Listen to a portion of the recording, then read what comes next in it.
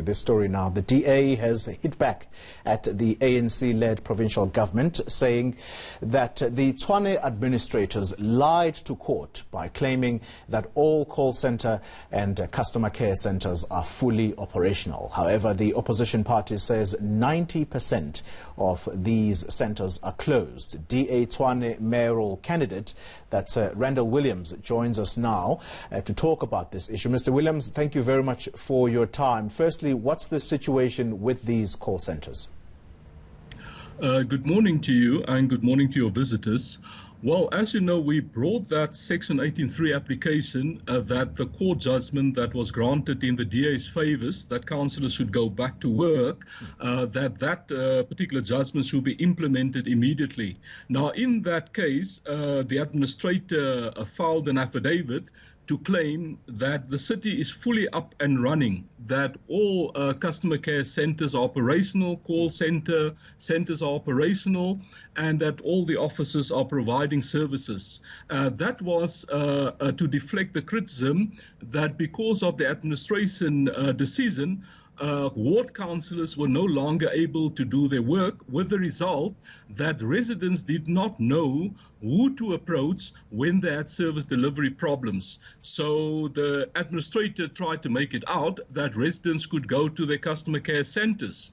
Now, we sent out people around the 7 regions in the city of Tshwane to check up on the customer care centres.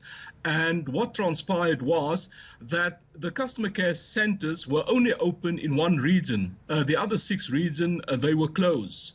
So there was no way for residents to access the services of the city of Tshwane. Yeah. But it's not only the customer care centres and also the call centres, some of them that were closed, and the one that was open had a reduced number of staff, but it's also the other services like building plan approvals. The city town planning offices are closed. There are no building plans being currently approved.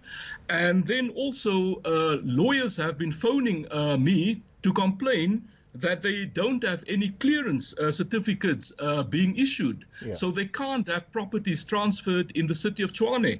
So it seems we have gone from political chaos to administrative chaos after the administrators have been appointed. Mr. Williams, the claim that these administrators who belong to the ANC effectively lied before court, that's a very serious allegation. Firstly, what are you going to do about that? And second of all, how has the closure of these call centres impacted the community of Tshwane?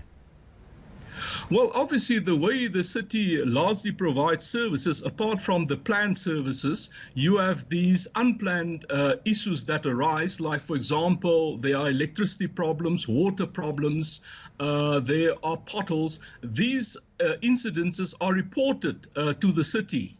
Accounts need to be paid. Sometimes we have the electronic systems which have not been functioning properly as well, but people can also physically enter customer care service to pay their accounts and stuff. That has not been working. So if you don't have a method for residents to contact the city to say, we don't have electricity, we don't have water, it means those services are not being delivered to the residents. And that's a huge problem for us now. Yeah, and the question, therefore, is what is the Democratic Alliance going to do about it? Because I assume you are the party that has the, I guess, second largest majority in that council. You are the opposition there. What is it that you're going to do? Well, actually, we're not the second largest. We're the largest party in the city of Tshwane. We're waiting for the judgment to come out, Section 18.3. We are quite confident that the judgment will be in our favor again and that we will be going to work. And what we will be confronted with is administrative chaos.